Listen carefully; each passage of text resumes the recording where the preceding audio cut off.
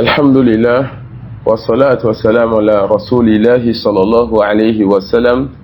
Nous allons poursuivre par la grâce d'Allah subhanahu wa ta'ala avec l'explication du Kitab al-Tawhid, alladhi huwa haqqullahi ala al-abid, de son auteur, le Cheikh Mohammed ibn Abdul Wahhab, rahimahullah ta'ala. Et nous sommes à peu près à la moitié de ce livre béni. Et les premiers chapitres du livre sont les chapitres, n'est-ce pas, sont les chapitres qui demandent un peu plus de détails, un peu plus de paroles. Et là, nous approchons de chapitres qui sont un peu plus clairs pour celui qui a déjà pris les livres précédemment étudiés et pour celui qui a, n'est-ce pas, compris les premiers chapitres. Pendant ce temps, il va faire qu'on a à la itmam et hazal kitab. باب قول الله تعالى إنما ذلكم الشيطان يخوف أولياءه فلا تخافوهم وخافون إن كنتم مؤمنين. Allah subhanahu wa ta'ala dit إنما ذلكم الشيطان يخوف أولياءه. Allah dit que ça c'est juste le diable, selon les explications de ce verset, qui vous fait peur par ses alliés. Le diable utilise, n'est-ce pas, ses alliés afin de faire peur aux croyants. Ou dans une autre explication, le diable c'est lui qui fait peur, n'est-ce pas, qui fait peur à ceux-là qui essaient de se rapprocher de lui. Allah dit donc fala takhafuhum. N'ayez donc pas peur d'eux. Wa khafuni. Ayez peur de qui? D'Allah subhanahu wa ta'ala seul. In kuntum mu'minin. Si vous êtes croyants. Donc la peur donc fait partie des choses importantes qui décrit le croyant. On a vu que l'adoration est basée sur trois piliers. La peur, l'espoir et l'amour. Et quant à la peur et l'espoir, cela est un sujet de divergence entre les savants. Lors du vivant de la personne, est-ce que la personne doit avoir plus de peur que d'espoir, ou plus d'espoir que de peur? Et as-sahih fi hadhihi mas'ala, ce qui est vrai dans ce sujet, c'est que le serviteur, lorsqu'il est vivant et lorsqu'il est sur son lit de mort, la peur et l'espoir doivent être quoi? Doivent être au même niveau. Il ne doit pas laisser la peur prendre le dessus sur l'espoir, et il ne doit pas laisser l'espoir prendre le dessus donc sur la peur. Il ne doit pas laisser la peur prendre le dessus sur l'espoir, il ne doit pas laisser l'espoir prendre le dessus sur la peur. Sauf lorsqu'il voit que malgré lui, il commence par pencher vers l'un des deux sentiments. Comment pencher vers l'un des deux sentiments? C'est lorsque la personne voit donc qu'elle commence par avoir trop peur du châtiment d'Allah, trop peur de la colère d'Allah. Une peur, n'est-ce pas, qui peut peut-être l'amener à désespérer de la miséricorde d'Allah. On lui dit, bat l'aile de l'espoir. On lui dit, n'est-ce pas, reviens au texte qui parle de l'espoir, qui fait espérer dans la miséricorde d'Allah, qui fait espérer dans le pardon, dans l'agrément et le paradis d'Allah, afin que tu puisses mettre au même niveau, au même pied d'escale, quoi, la peur et l'espoir. Et la même chose, quand la personne voit qu'elle commence par trop espérer en la miséricorde d'Allah, au pardon d'Allah, et que cette personne s'en fout maintenant de faire des péchés, car Allah il est tout miséricordieux, il est tout pardonneur. Alors on dit, crains donc ton Seigneur et bats l'aile de la peur, afin que tu puisses continuer à avancer vers ton Seigneur. Donc on avance vers Allah avec la peur et l'espoir, sans laisser un prendre le dessus sur l'autre, et avec l'amour. Et voilà donc les trois piliers de l'adoration: l'amour, la peur et l'espoir. Les savants disent alors que la peur est de trois types. Les savants disent que la peur est de trois types. Al-khawful mashroua. Et ça, ce qu'ils appellent la peur légiférée. Wa huwa al-khawfu min Allah. Et c'est la peur d'Allah. Le fait que la personne craigne son Seigneur. Et que la personne ait peur donc de la colère, du châtiment de son Seigneur. Car Allah, il est dur en châtiment. Mais une peur qui l'amène à œuvrer. Pas une peur qui l'amène à s'asseoir et à désespérer donc de la miséricorde d'Allah. Khawfun muharram. La deuxième catégorie, khawfun muharram. Ça, c'est la peur qui est interdite. Comme la peur qui t'amène à désobéir à Allah. Le fait d'avoir peur de ton patron, avoir peur de ton mari, avoir peur de ta femme, de tes parents ou de quelqu'un. Cette peur qui t'amènera à désobéir à Allah subhanahu wa ta'ala. Et la troisième catégorie, khawfun mubah. La peur qui est permise. Et c'est la peur naturelle. Comme la peur de quelqu'un qui voit un lion sur la voie, ou bien quelqu'un qui tombe nez à nez avec un serpent dans la brousse. Ça, c'est une peur qui est permise, une peur qui est légiférée, une peur qui est tout à fait normale. Donc on a 3 catégories de peur. Al-khawf al-mashru', la peur légiférée, c'est la peur qui est l'adoration, la peur d'Allah. On a khawf al-muharram, la peur qui est interdite. Et dans ça, vous pouvez mettre ce que j'ai cité tout à l'heure, comme celui qui a peur de quelqu'un qui délaisse une obligation, ou celui qui a peur de quelqu'un et qui tombe dans un péché. Et si vous voulez aussi, on va mettre ça directement dedans, la peur qui est le polythéisme, car ça rend dans la peur interdite.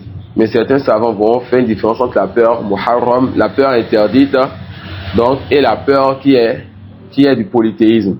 Et la peur qui est du polythéisme, c'est cette peur qui est l'adoration quand on donne ça à autre qu'Allah. C'est lorsqu'on a peur d'une autre personne ou bien de quelque chose, comme notre peur pour Allah. Ou lorsque nous avons un soufi qui a peur de ne pas faire le wird journalier de sa tariqa, car s'il délaissait cela, le cheikh qui est jusqu'au Sénégal pourrait l'atteindre d'un mal, alors que lui il est aussi au Bénin par exemple. Ça c'est une peur qui est du shirk, ça c'est une peur qui fait sortir de l'islam. Et la troisième catégorie de peur c'est quoi? La peur qui est permise. Et c'est la peur donc de quelqu'un qui tombe nez à nez avec un braqueur, un voleur qui tend donc une âme sur toi. Est-ce qu'on a retenu les différents types de peur? Et cela était, on a d'ailleurs voir ceci dans Al-Usul al-Thalatha. Et parmi donc les plus grandes causes pour pouvoir concrétiser la peur qui est l'adoration, c'est-à-dire avoir peur d'Allah, c'est le fait, n'est-ce pas, qu'on cherche la science. C'est le fait qu'on cherche quoi? Qu'on cherche la science. Ibn Mas'ud a dit Kafa bi khashyatillahi ilma. Kafa bi khashyatillahi ilma. Ibn Mas'ud il dit quoi? Que suffit comme science d'avoir la crainte d'Allah. La crainte d'Allah est suffisante comme science. Donc la science amène à craindre Allah. La science amène à avoir une peur légiférée d'Allah. Et parmi aussi les causes et ce qui nous permet de pouvoir concrétiser la peur en Allah subhanahu wa ta'ala, c'est le fait que le serviteur, il connaisse donc ce cas-là, il a eu à citer comme châtiment et comme menace. Allah subhanahu wa ta'ala dit lahum min fawqihim zulalun minan nari wa min tahtihim. Allah dit lahum min fawqihim zulalun minan nari wa min tahtihim zulal. Ils ont au-dessus d'eux des couches de feu. Allah subhanahu wa ta'ala parle des gens de l'enfer en disant ils ont au-dessus d'eux des couches de feu et ils ont en dessous d'eux des couches de feu. Dhalika yukhawwifu Allahu bihi ibada. Allah subhanahu wa ta'ala ici donc ces choses-là afin de faire peur à ses serviteurs, afin d'effrayer ses serviteurs. Ya ibadi fattakoun. Oh mes serviteurs, craignez-moi donc. Alors parmi les causes pour pouvoir concrétiser cette peur-là qui est l'un des piliers de l'adoration, le fait que le serviteur cherche la science bénéfique. Parmi les causes pour concrétiser cette peur-là qui est un des piliers de l'adoration, le fait que le serviteur médite donc sur les châtiments et sur les menaces donc de son Seigneur subhanahu wa ta'ala. Parmi les causes pour concrétiser cette peur-là qui est un des piliers de l'adoration, le fait que le serviteur reconnaisse ses manquements et sa faiblesse. An yanzura ila taqsiri nafsi. Le fait que le serviteur reconnaisse sa faiblesse et ses manquements. Et dans le livre d'Allah, Allah subhanahu wa ta'ala, il nous a fait descendre beaucoup de versets qui nous font peur, n'est-ce pas, de son châtiment. Plusieurs versets qui nous font peur de son châtiment. Il dit wa ma nursilu bil ayati illa takhwifa. Allah subhanahu wa ta'ala fait descendre des versets qui nous décrivent c'est l'enfer. Des versets qui montrent sa colère et qu'il est dû en châtiment. Et aussi, il a aussi fait descendre des signes universels. Ayatun kauniyya, des signes universels afin de nous faire peur. Parmi ces signes, l'éclipse. L'éclipse qui est un signe par lequel Allah subhanahu wa ta'ala nous fait peur. Et il nous montre que celui qui nous donne le jour dans lequel nous arrivons à vaquer à nos occupations, il est certes capable de faire partie ce jour et tout sera nuit. Alors qu'il donc en dehors de lui est capable de nous ramener le jour. Craignez-le donc. Et on a déjà vu dans Usul al-Thalatha que la peur qui est légitime, c'est la peur qui fait quoi? Qui nous amène à œuvrer. Les savants disent alors que résulte de la peur pour Allah certaines catégories de peur. Résulte de la peur pour Allah certaines catégories de peur, parmi lesquelles al-khawfu min ismi sayyi'a, le fait d'avoir peur donc du péché de tes mauvaises actions, ou bien d'avoir peur de ce qui résulte de tes mauvaises actions. Le fait d'avoir peur de ce qui résulte de tes mauvaises actions. D'accord? Voilà. Comme par exemple le fait que la personne, à cause de ses péchés, Allah lui enlève la baraka de sa vie, de ses activités. Comme par exemple à cause des péchés de quelqu'un, chaque fois que la personne a un enfant, Allah lui prend cet enfant. Et plein d'autres choses qui sont les conséquences de nos péchés. Parmi les choses qui résultent donc de la peur en Allah, al-khawfu min al-wuqu' fi sayyi'a. Celui qui a peur d'Allah, cette peur va l'amener à avoir peur aussi de tomber dans un péché. Celui qui a peur d'Allah, cette peur va l'amener à faire quoi? Cette peur d'Allah va l'amener à avoir une autre peur. C'est quoi cette peur? La peur de tomber dans un péché. Parmi les choses qui résultent donc de la peur d'Allah, al-khawfu min adami qabul al-hasana. Car le serviteur connaît sa faiblesse, son manquement et ses péchés. Alors, sa peur pour Allah va l'amener à quoi? Va l'amener donc à avoir peur donc que ses œuvres ne soient acceptées, car il connaît la réalité de sa personne. Donc la peur donc légiférée, la peur d'Allah amène le serviteur à avoir peur que ses œuvres ne soient acceptées, car il sait qu'Allah n'accepte que de qui? Des muttaqoun, de ceux qui le craignent. Et il sait que lui, il a encore beaucoup d'efforts à faire. Alors il craint donc que ses œuvres ne soient acceptées. Mais il œuvre et il a le bon soupçon de son Seigneur. Il œuvre et il a le bon soupçon de son Seigneur. Mais le bon soupçon n'empêche pas, et ça c'est très important, le bon soupçon n'annule pas la peur. Le bon soupçon n'annule pas la peur. Et c'est ça que chez Sol et bien d'autres ont utilisé pour faire le terjih sur la question de est-ce que l'espoir va prendre le dessus à la fin de la vie. Le Cheikh a dit que les tests qui nous parlent de l'état de nos salafs, comment le vivant doit être sur son lit de mort, les tests là ne parlent pas d'espoir, mais ça parle de bon soupçon. Donc, on doit avoir le bon soupçon d'Allah quand on veut mourir. D'accord? Mais malgré cela, on a vu que Aïcha et que beaucoup de nos salafs et compagnons, lorsqu'ils étaient sur leur lit de mort, ils avaient quand même peur de leur Seigneur. Ils craignaient leur Seigneur et ils disaient cela avec leur langue. Donc le bon soupçon d'Allah n'annule pas le fait que tu aies peur que tes œuvres ne soient acceptées à cause de ce que tu connais comme état, ce que tu connais de ton état et comme manquement. La peur en Allah doit nous amener aussi à avoir la peur d'avoir une mauvaise finalité. Al-khawfu min su'il khatima. La peur que vers la fin de notre vie, les choses changent et que celui qui n'a pas eu à corriger ce qui est entre lui et Allah dévoile donc sa réalité aux gens et que cette personne meurt dans une situation publique, une situation en public qu'elle avait déjà pris comme habitude en privé. Car Allah n'est injuste envers personne. Personne sincèrement ne va l'adorer et vouer le plus exclusivement pour lui, et il va décider vers la fin de sa vie de priver cette personne du paradis et donc égarer cette personne sans raison valable. Mais la personne s'est habituée à quelque chose et cette personne n'a pas eu honte pendant des années, pendant des décennies à faire et à dire cette chose-là et à croire cette chose-là. Quand cette personne se retrouve seule et que seul Allah le voit, l'entend et sait ce qu'il fait. Alors Allah subhanahu wa ta'ala, il se peut que vers la fin de ta vie, Allah subhanahu wa ta'ala change la situation et le rideau soit levé. Donc la personne qui a peur d'Allah, cette personne a peur, n'est-ce pas, a peur que vers la fin de sa vie, cette personne meurt sur une situation qui ne soit louable. Non.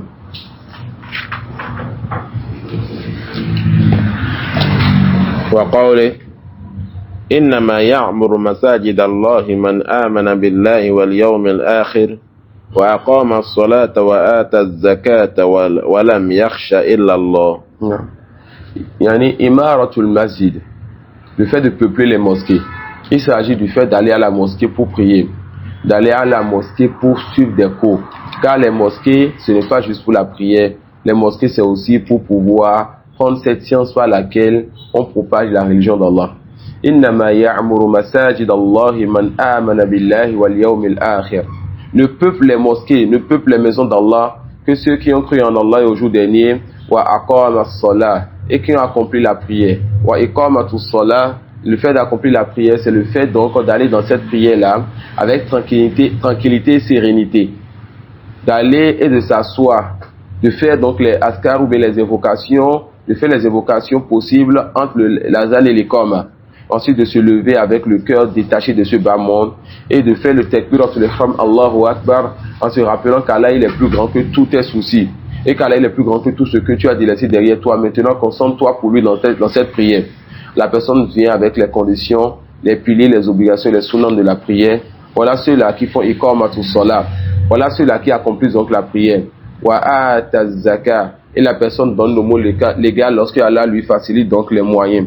Wa lam yakhsha illallah. Donc ceux-là qui peuvent vraiment les maisons d'Allah, c'est qui? Ceux-là qui ne craignent qu'Allah subhanahu wa ta'ala.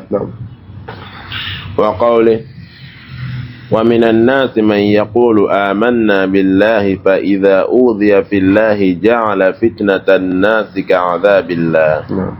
Allah subhanahu wa ta'ala dit ومن الناس من يقول آمنا بالله فإذا أوذي في الله جعل فتنة الناس كعذاب الله. Il y a parmi les gens ceux-là qui disent nous croyons en Allah. Nous croyons en Allah. Et lorsque ces gens-là sont persécutés, ils comparent donc la persécution des hommes. Il compare cela au châtiment d'Allah subhanahu wa ta'ala. Il compare la persécution des hommes au châtiment d'Allah. Ce qui va les amener à faire quoi? À avoir peur des gens, à craindre les gens. Mais le musulman, le croyant, c'est celui-là qui n'a donc peur de personne comme il a peur d'Allah. Et il ne craint donc personne comme il craint Allah subhanahu wa ta'ala.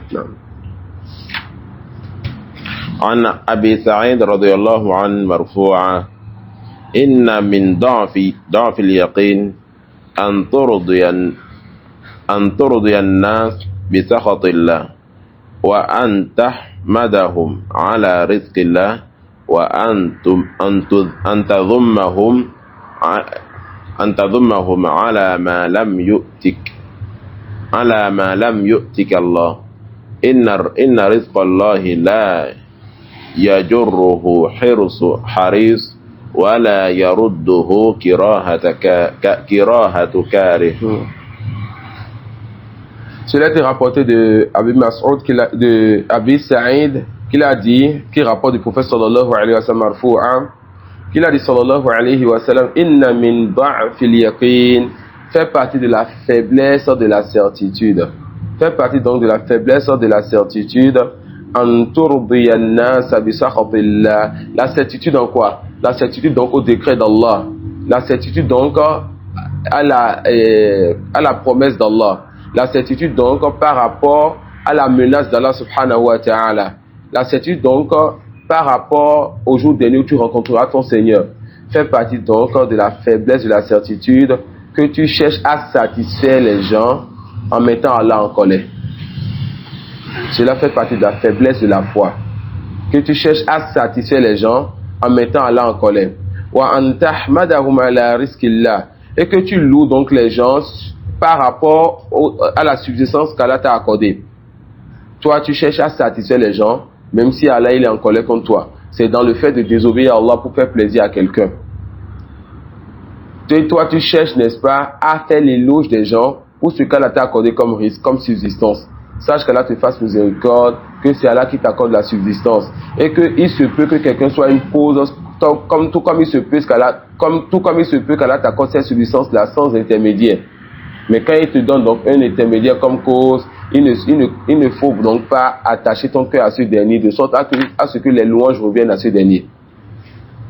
Toute la louange revient à Allah subhanahu wa ta'ala, et on loue Allah pour ses noms, on le loue pour ses attributs, et on le loue pour ses actions.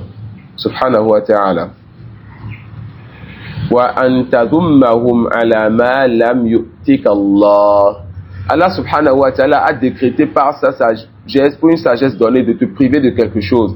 Et toi, tu vas aller te plaindre auprès des gens, ou bien tu vas aller faire des reproches aux gens pour ce qu'Allah subhanahu wa ta'ala ne t'a pas accordé. Allah t'a privé d'avoir un bien. Et toi, tu vas aller faire des reproches à quelqu'un pour le fait qu'Allah t'ait privé de ce bien-là.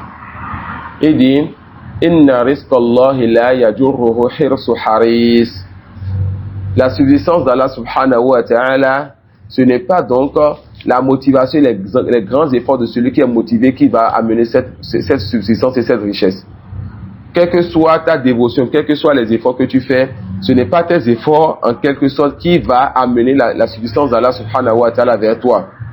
Quand Allah ne veut pas te donner quelque chose, alors ne te fatigue pas. Quand Allah subhanahu wa ta'ala ne t'a pas décrété quelque chose, alors quels que soient tes efforts, tu n'obtiendras pas ces choses-là. Wala yarudduhu karahiyatu karih. Et le fait qu'un tel déteste donc pour toi un bien, quels que soient les efforts, ou quel que soit le sentiment que cette personne aura, cette personne ne pourra pas repousser le bien qu'Allah t'a prédestiné. Et comme l'a dit le prophète sallallahu alayhi wa sallam, si tout le monde donc se mettait ensemble pour t'accorder un bien, il ne pourrait t'accorder comme aucun bien si ce n'est ce qu'Allah il a prédestiné. Et si tout le monde s'unissait pour repousser un mal de toi ou bien pour te préserver d'un mal, alors il ne pourrait, n'est-ce pas, oui, pour t'atteindre d'un mal, il ne pourrait t'atteindre d'un mal si ce n'est ce qu'Allah il a prédestiné pour toi. Non. وعن عائشة رضي الله عنها أن رسول الله صلى الله عليه وسلم قال من التمس رضا الله بسخط الناس رضي الله عنه وأرضى عنه الناس ومن التمس رضا الناس بسخط الله سخط الله عليه وأسخط عليه الناس رواه ابن حبان في صحيح. Aïcha radhiyallahu anha rapporte donc, et le hadith a été authentifié par Cheikh Al-Albani, que le prophète sallallahu alayhi wa sallam a dit Man iltamasa ridallahi bi sakhatin nas radiyallahu anhu wa arda anhu nas. Les cœurs des gens sont dans les mains d'Allah. Celui-là qui cherche donc la satisfaction d'Allah, même si les gens se désavouent de lui, même si les gens le détestent, même si les gens sont contre lui, Allah sera satisfait de cette personne et Allah fera que les gens seront satisfaits d'elle. Et on l'a déjà vu. Tu cherches la satisfaction d'Allah et tu te détournes donc de ce que tes proches, tes parents ou autres disent. Allah sera satisfait de toi et Allah fera en sorte que même tes proches parents qui peut-être hier à cause de ta sunna ou de ton islam, ils te combattaient ou bien ils détestaient ce que tu avais comme nouvelle religion ou bien ce que tu avais comme nouvelle voie, c'est-à-dire la sunna. Allah va être satisfait de toi et Allah fera en sorte que ses parents là ou ses proches seront satisfaits de toi. Donc celui qui cherche la satisfaction d'Allah, même si cela va amener les gens donc à le détester, sache qu'Allah te fasse miséricorde. Allah sera satisfait de toi et il fera en sorte que les gens seront satisfaits de toi. Et il dit وَمَنِ الْتَمَسَ رِضَى النَّاسِ بِسَخَطِ اللَّهِ سَخِطَ اللَّهُ عَلَيْهِ وَأَسْخَطَ عَلَيْهِ النَّاسِ. Et celui qui cherche donc la satisfaction des gens, alors qu'Allah il est en colère contre lui, cette personne donc, Allah sera en colère contre elle et Allah fera en sorte que les gens seront en colère contre elle. Les gens vont se fatiguer de toi. Les gens n'auront plus, n'est-ce pas, à faire quelque chose de toi. Ton numéro ira en liste noire. Les gens, chaque fois que tu les appelles, ils regardent l'appel comme ça, c'est encore lui. Celui donc qui cherche à satisfaire les gens, l'agrément des gens, tout en mettant Allah en colère contre cette personne, et Allah mettra aussi les autres en colère contre elle. Non. Al-Bab, non? Al-Bab, Inch'Allah. باب قول الله تعالى وعلى الله فتوكلوا إن كنتم مؤمنين. Non. L'auteur dit chapitre la parole d'Allah وعلى الله فتوكلوا إن كنتم مؤمنين. En Allah placez donc votre confiance si vous êtes vraiment croyant. Donc dans ce chapitre, l'auteur veut nous parler de at-tawakkul, le fait de placer sa confiance en Allah subhanahu wa ta'ala. Et ceci fait partie des adorations les plus importantes du croyant. Et ça fait partie des adorations qu'on ne doit pas vouer à autre qu'Allah. At-tawakkul la yanqasimu, le fait de placer sa confiance, cela ne se divise pas. On ne place donc pas notre confiance en quelqu'un en dehors d'Allah. On ne dit donc pas, je place ma confiance en toi. Tu peux dire, j'espère ce qu'il y a auprès de toi. Tu peux dire alors, je me fie à toi. Il est digne de confiance. Je peux te confier quelque chose. Je lui ai confié quelque chose. Et tu as plein de mots pour pouvoir exprimer ce qu'est la réalité de la relation entre toi et quelqu'un.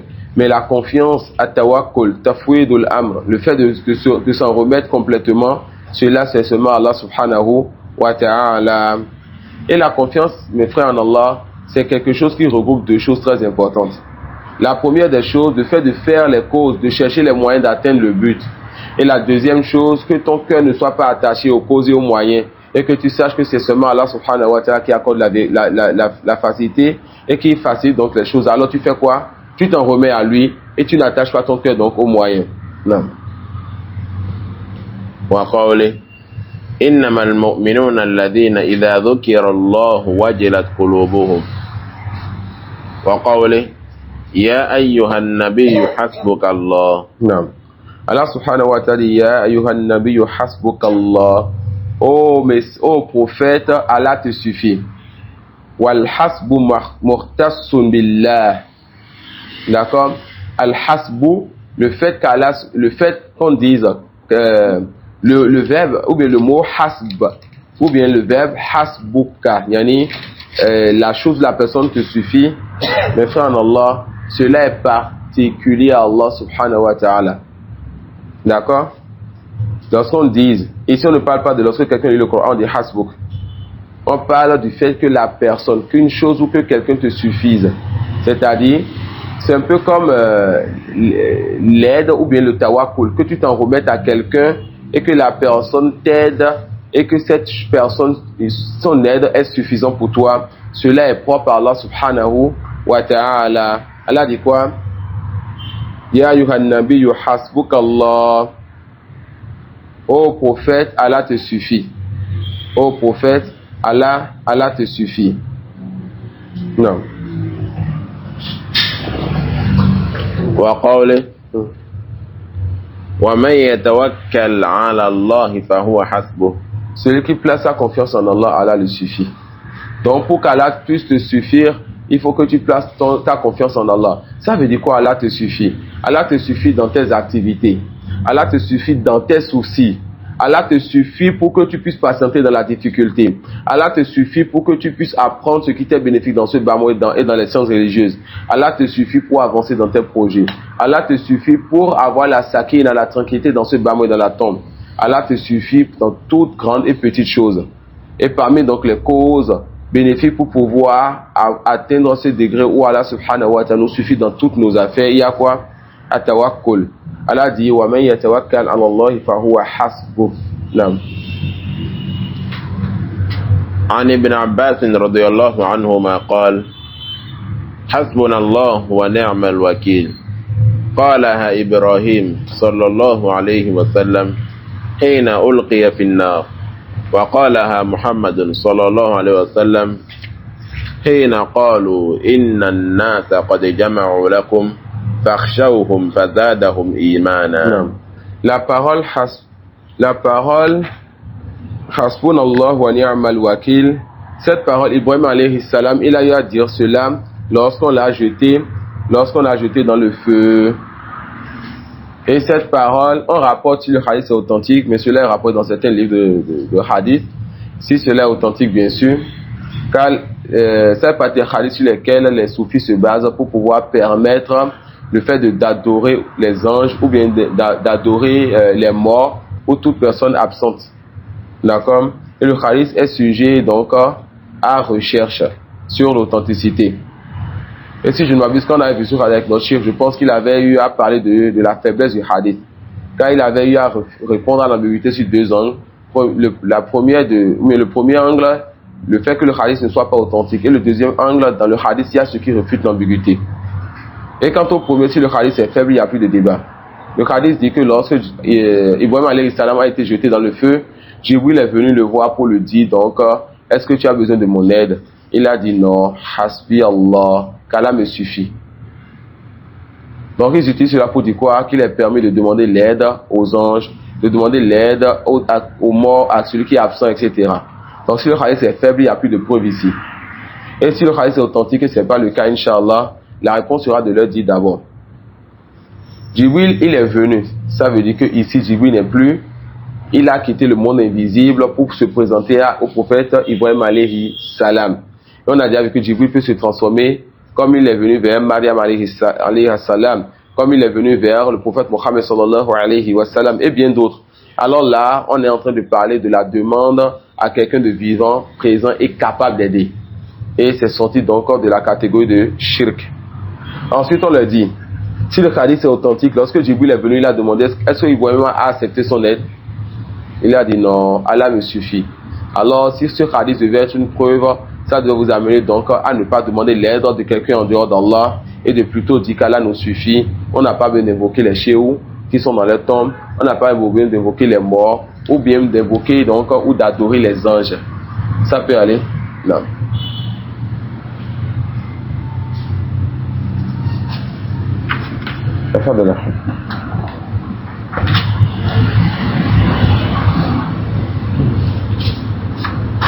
باب قول الله تعالى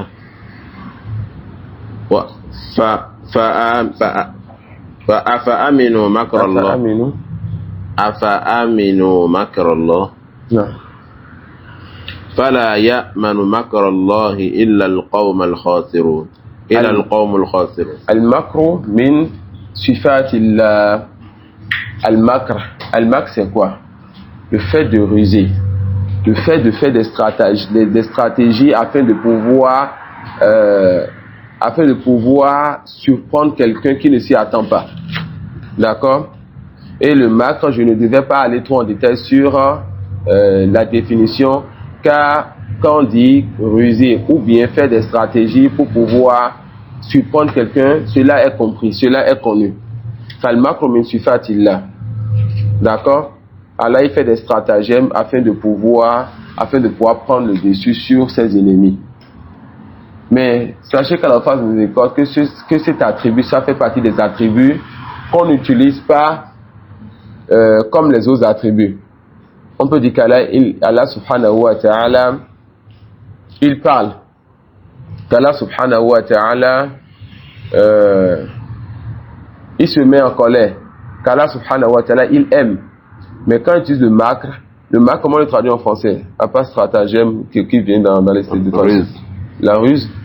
Que Allah, il ruse, mais on n'utilise pas ça, on se fait juste. On dit Allah, il ruse vis-à-vis de ceux qui rusent.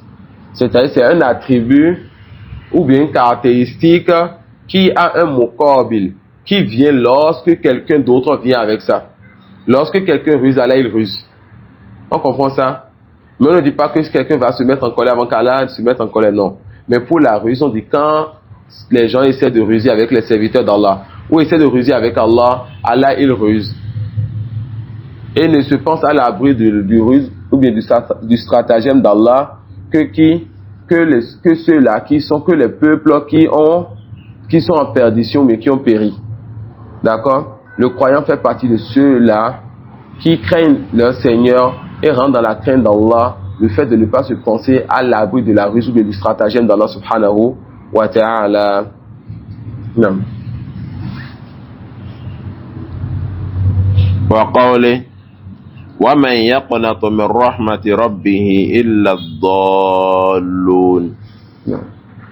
Allah subhanahu wa ta'ala dit ومن يقنط من رحمة ربه إلا الضالون. Al-Qunut, c'est le fait de faire quoi? De désespérer de la miséricorde d'Allah. On appelle ça c'est al-yas. Al-Qunut ou al-yas. Le fait de désespérer de la miséricorde d'Allah. Et ne désespère donc de la miséricorde d'Allah que les égarés. Donc dans ce verset, dans ce chapitre, l'auteur veut nous amener à comprendre la réalité de certaines adorations. Parmi ces adorations, le fait de ne pas se penser à l'abri du stratagème d'Allah. Que lorsque nous faisons des péchés, de ne pas penser que on est à l'abri, donc Allah subhanahu wa ta'ala nous surprenne donc par le châtiment. Et aussi, il veut nous rappeler que parmi les adorations, c'est que quand on va prendre conscience qu'Allah subhanahu wa ta'ala amène de nous prendre subitement, de nous faire disparaître, de nous détruire, de faire tomber sur nous un châtiment terrible, il ne faudrait pas qu'on désespère de sa miséricorde. On a compris donc la différence entre le verset qui est le titre du chapitre et le premier verset.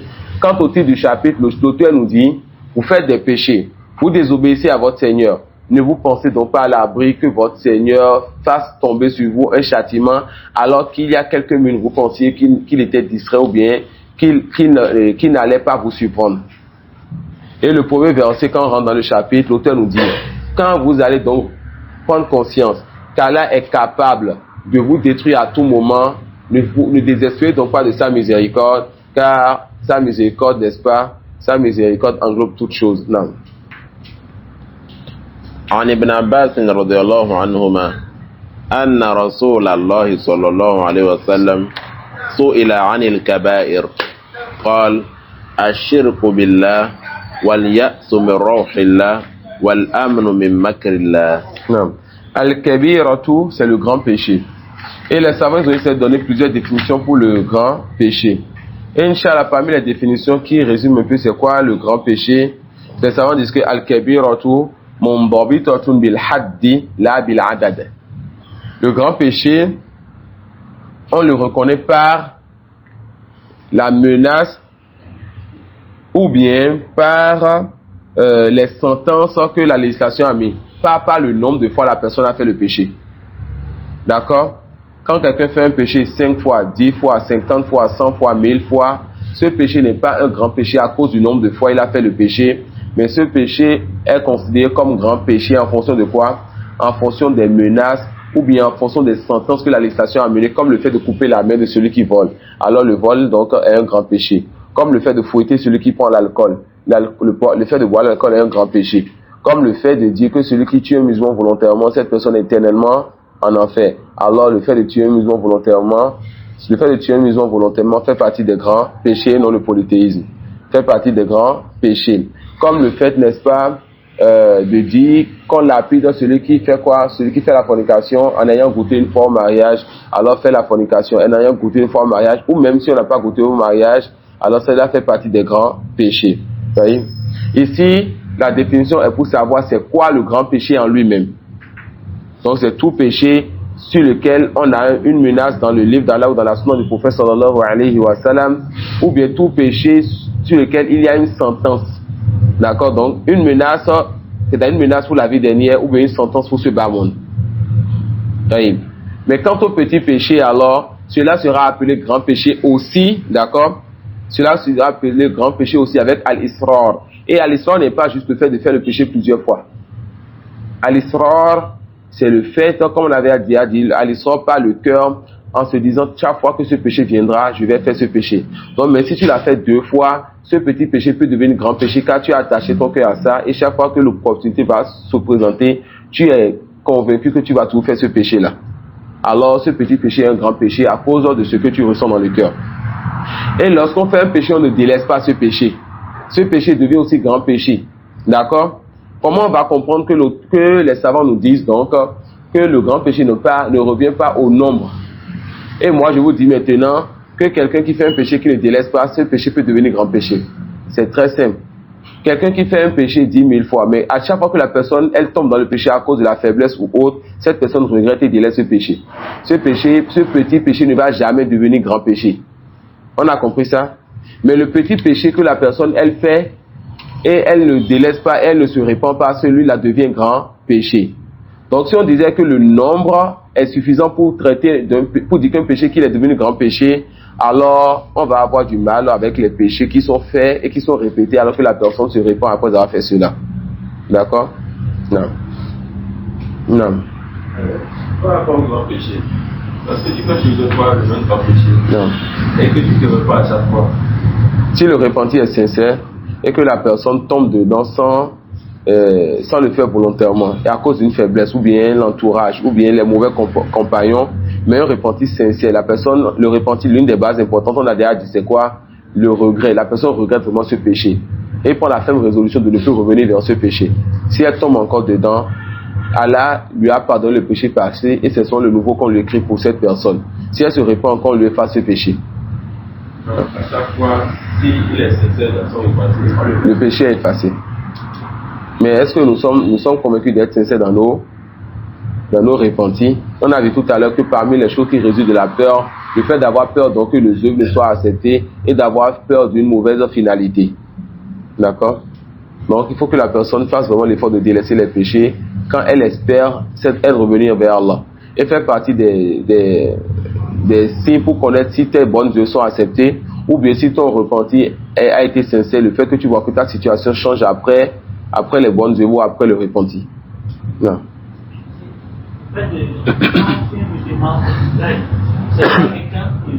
Non. Tu es musulman volontairement, c'est un grand péché. Même si Allah il a dit dans le Coran que celui qui tue le musulman volontairement, cette personne elle est éternellement en enfer. Et les savants disent qu'il n'y a pas un péché qui a reçu autant de menaces que le fait de tuer un musulman volontairement. Et si on devait se baser avec que les tests qui montrent cette menace, alors on allait dire que la personne était éternellement en enfer. Mais on a d'autres tests où Allah montre quoi? Que quand deux frères se battent, quand deux croyants se battent, et dans les combats, n'est-ce pas, quelqu'un peut mourir. Allah les a appelés, n'est-ce pas, frères en Allah, et il a dit tout simplement de chercher à résoudre le problème entre eux. D'accord, à l'islah. Donc on a des tests qui nous montrent que celui qui tue le musulman volontairement est éternellement en enfer. On a des tests qui montrent que quand un musulman est tué volontairement, que la personne n'est pas éternellement en enfer. D'accord, et plutôt que la personne est toujours musulmane. Alors les savants ils ont dit que le fait de tuer un musulman volontairement fait partie des grands péchés. Sauf si la personne dit que tuer le musulman est devenu halal, alors cette personne, même si elle ne le tue pas, elle est sortie de l'islam juste parce qu'elle a cru ou bien a dit que tuer un musulman, cela est permis. D'accord? Non. Ça fait de là.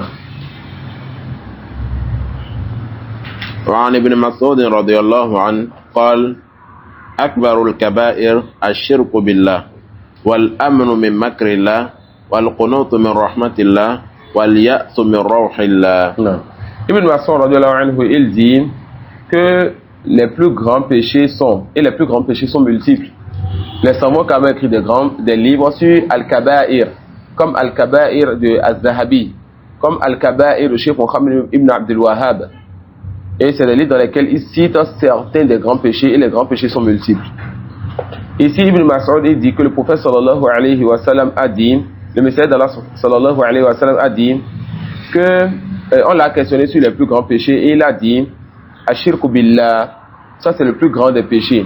Wal ya'su min rawhillah, le fait de désespérer de la miséricorde d'Allah. Wal amnu min makrillah, et le fait, n'est-ce pas, le fait de se penser à l'abri du stratagème d'Allah.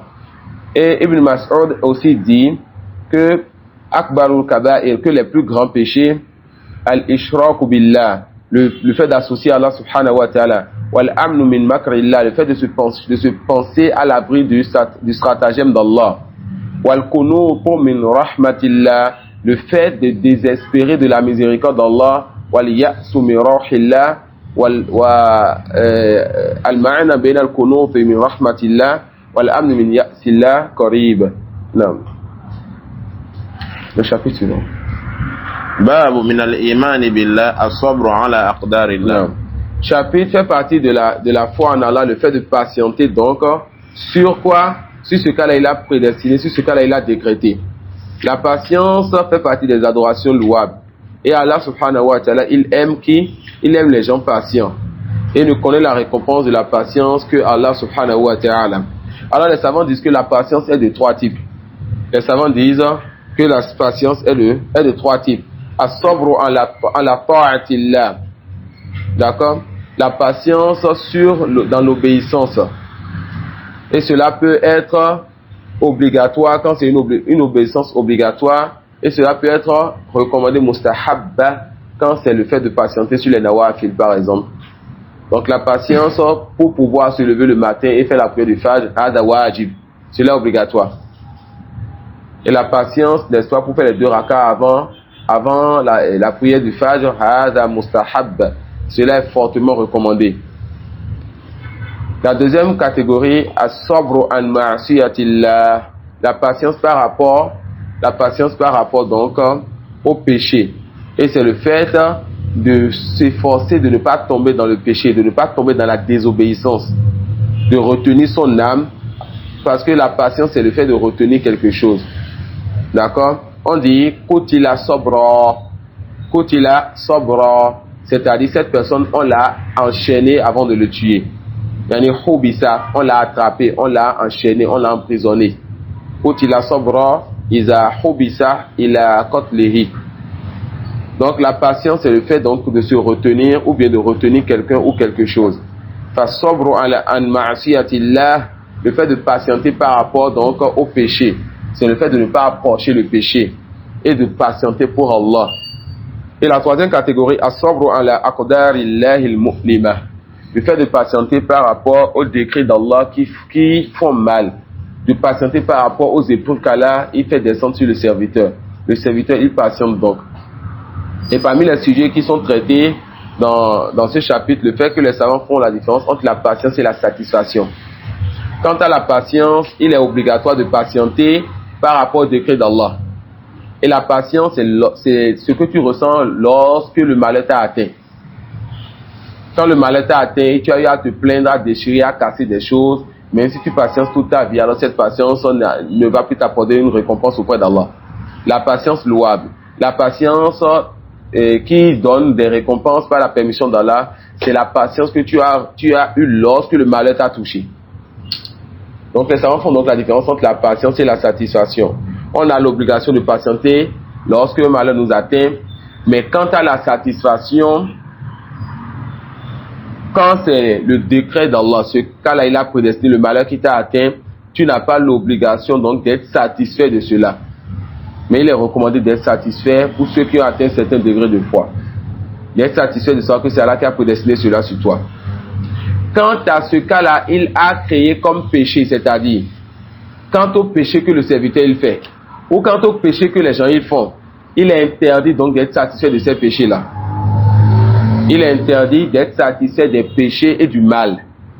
D'accord? On ne dit pas, c'est Allah qui a décrété cela, alors je suis satisfait de cela. Non. Le serviteur doit détester et haïr le péché et ceux qui font les péchés. Le serviteur doit détester et haïr le péché et ceux qui font les péchés. Il ne doit jamais être satisfait donc de la désobéissance d'Allah subhanahu wa ta'ala. Non. Wa qawlihi ta'ala wa man yu'min billahi yahdi qalbah. Subhanallah. Allah dit, celui qui croit en lui, Allah guide son cœur. Il a cru, Allah a guidé son cœur. Nourun ala nour, lumière sur lumière. Le serviteur, il fait, Allah subhanahu wa ta'ala veut un bien, il accepte, il va vers ce bien, Allah augmente un autre bien, ce serviteur œuvre pour ce bien, Allah lui augmente encore un autre bien, il va vers un autre bien, Allah lui augmente encore un bien, nourun ala nour, et c'est comme ça que bien sur bien ce serviteur se rapporte de son Seigneur. Allah dit quoi? Celui qui croit en Allah, Allah guide son cœur en âme. Allah guide son cœur dans quoi? Quand cette personne est en difficulté, celui qui croit donc au décret d'Allah, Allah lui accorde donc la patience, lui jette la patience dans le cœur et cette personne supporte la difficulté.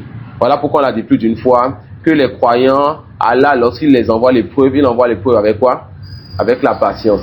Car ils ont cru en Allah, ils ont cru au décret d'Allah. Allah n'a pas envoyé l'épreuve là pour faire chuter le serviteur. Il s'est interdit l'injustice. Il a envoyé l'épreuve là afin de lui effacer des péchés de ce serviteur et d'élever le serviteur en degré car il aime son serviteur. Donc,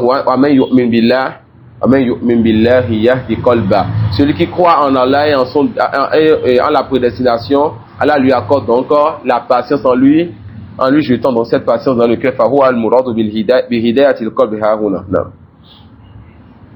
قال علقمة هو الرجل تصيبه المصيبة فيعلم أنها من عند الله فيرضى ويسلم.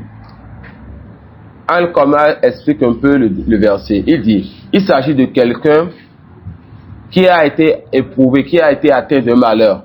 Et cette personne sait que ce malheur qu'il a touché, c'est venant de la part de son Seigneur. C'est Allah qui a décrété cette chose-là. Alors, il est satisfait. On a dit quoi? La satisfaction pour le malheur, cela est recommandé mais pas obligatoire. Il est satisfait et il se soumet, donc il patiente. D'accord? Celui qui croit en Allah, Allah guide son cœur. Non. وفي صحيح مسلم عن أبي هريرة رضي الله عنه أن رسول الله صلى الله عليه وسلم dans le malheur ne contredit pas le fait que la personne, par exemple, quelqu'un qui perd un proche, qui perd un enfant, ou bien qui perd un proche, quand la préserve le proche aussi dans le bien.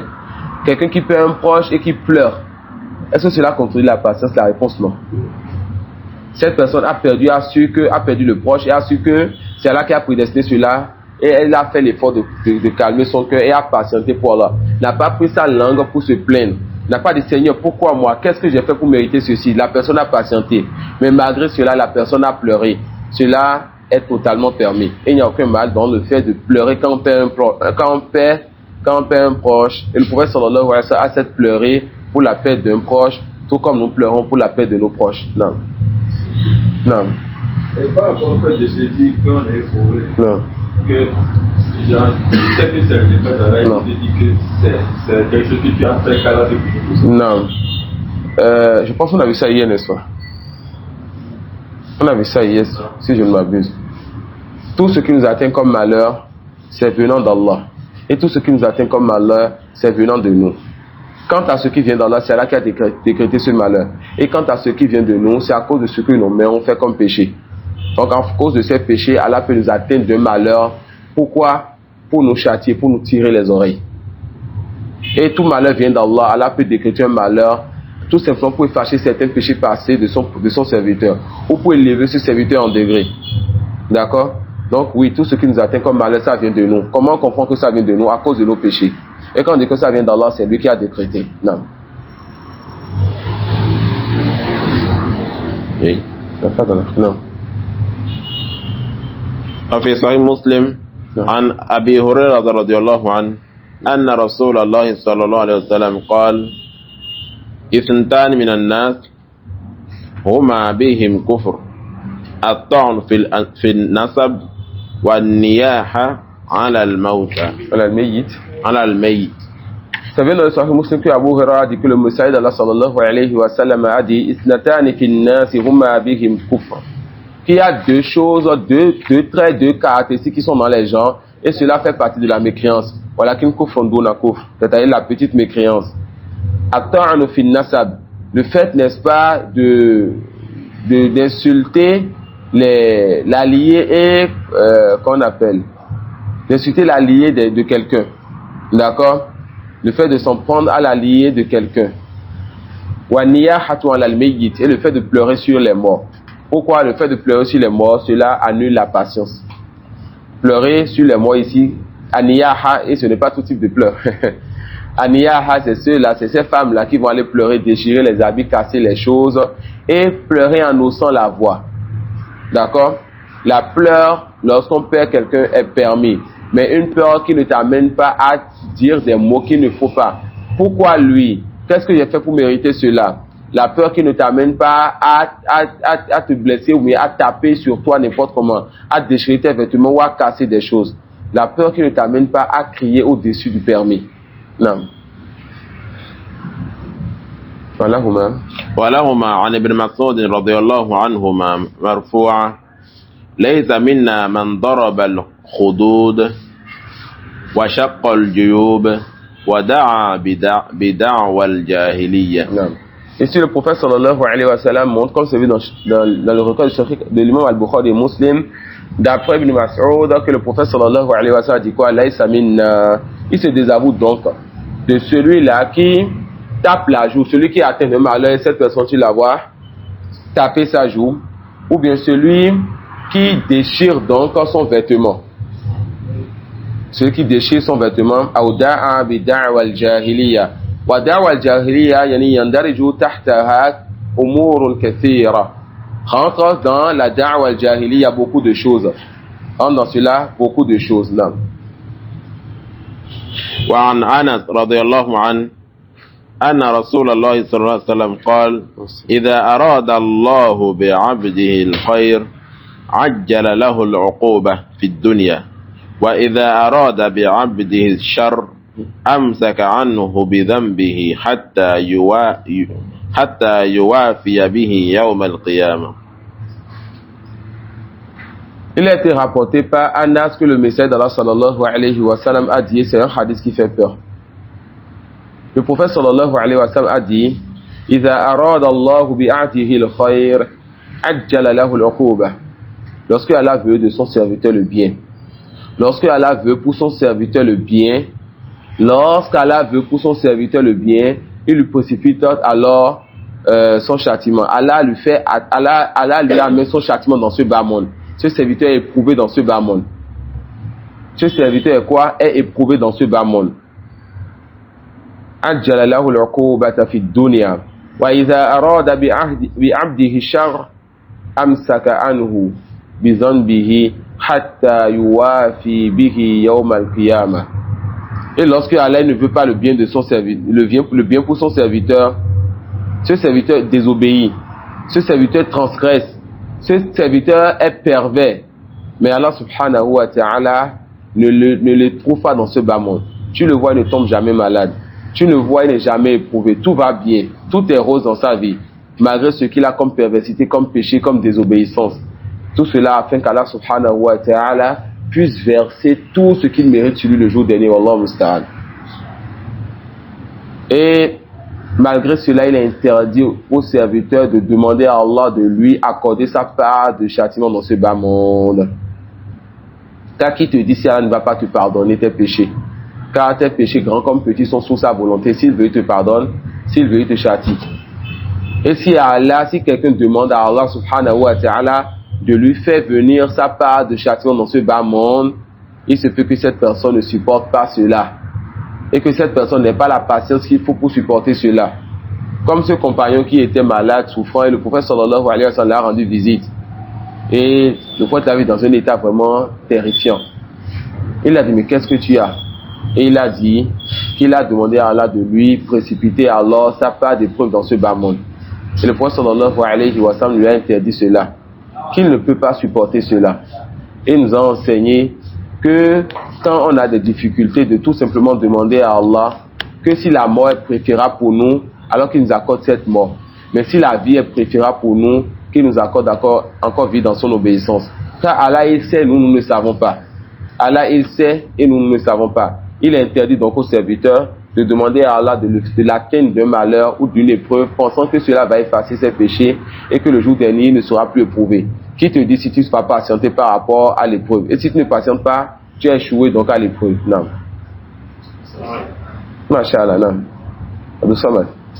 Est-ce qu'on peut prendre donc j'ai dit que le fait que tout bonheur qui t'atteint, Non. c'est Allah qui l'a décrété et ce n'est pas à partir des voies de tout qui atteint. Parce qu'on dit que tout malheur qui t'atteint, ça peut être mort comme malheur. Non. Tout bonheur qui t'atteint, ça vient de la part d'Allah. Aucun doute sur cela.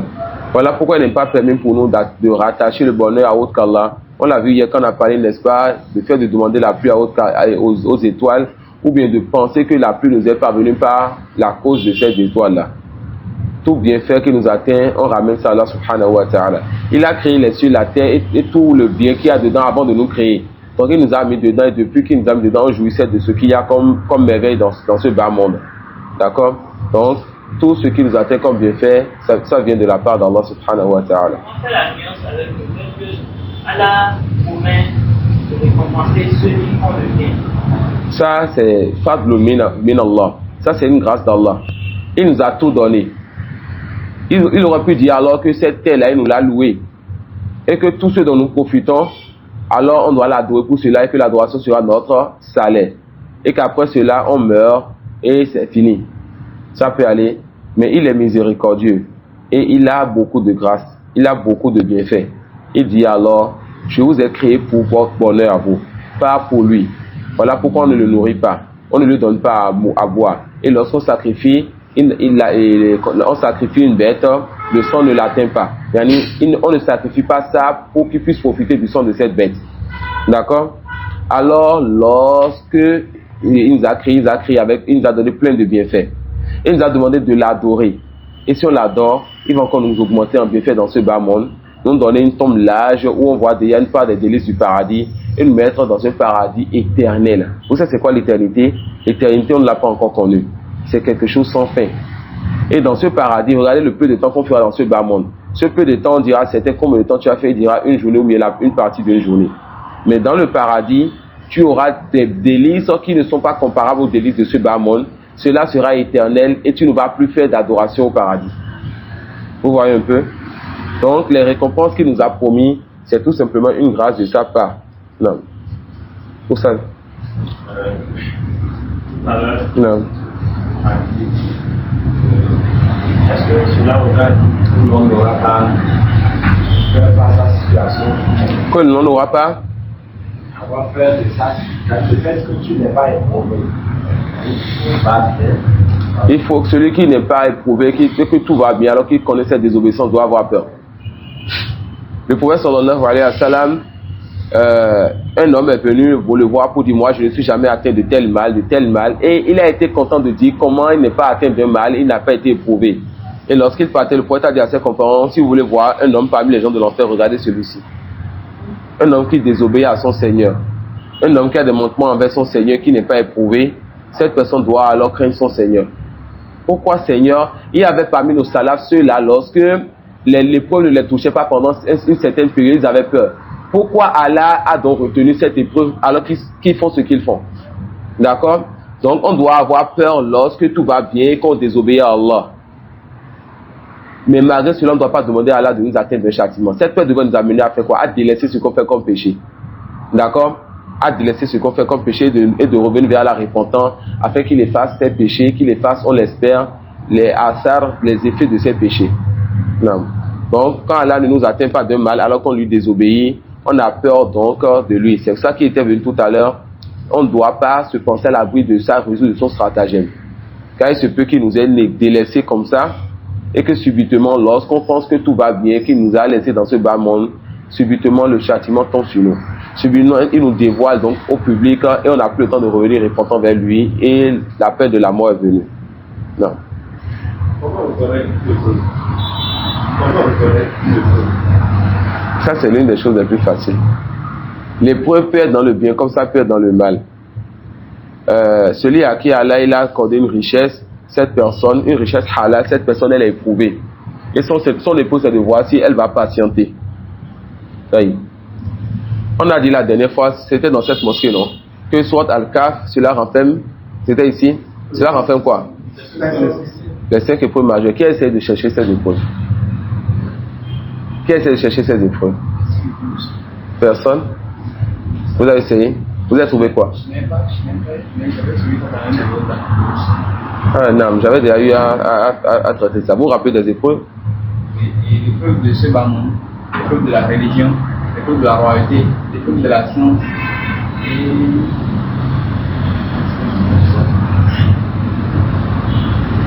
Parmi ces épreuves, il y a l'épreuve de la religion. Et c'est la plus grande des épreuves et c'est par ça que l'histoire a commencé. L'histoire de Ashab al-Kahf. De ces jeunes-là qui ont fui leur peuple afin de faire quoi? Afin de se préserver, de préserver leur religion. Vous connaissez déjà l'épreuve. La solution est juste après l'histoire, avant de commencer l'histoire suivante. Vous allez donc voir c'est quoi la solution pour préserver sa religion. Quand vous finissez l'histoire des jeunes qui se sont repliés dans la grotte, Allah va vous montrer comment vous pouvez préserver votre religion dans un milieu où il y a les fétiches autour de vous, dans un milieu où vos parents veulent que vous délaissiez votre religion, dans un milieu où il y a tout type de perversité qui peut atteindre votre religion. Parmi les épreuves qui ont été citées, il y a l'épreuve du diable, l'épreuve de Shaitan. D'accord? Et l'histoire de Shaitan a été racontée, n'est-ce pas, dedans. Comment être préservé donc de la ruse du diable. Vous allez voir cela aussi à la fin de l'histoire. Parmi les épreuves, l'épreuve de l'argent, l'épreuve de la richesse. Et cela aussi a été raconté comme histoire lorsque l'histoire de celui qui avait 2 jardins a été racontée dans la sourate.